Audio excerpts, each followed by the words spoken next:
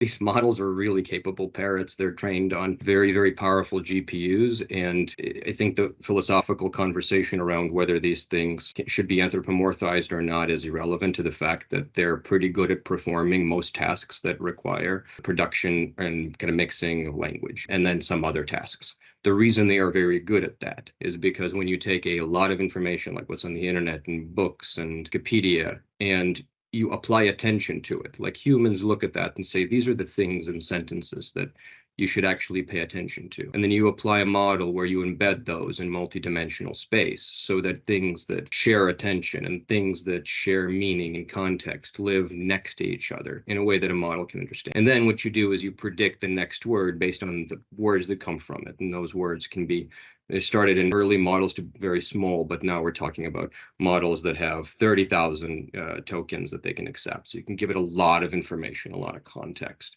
Using that context, you can be very good at predicting that next word.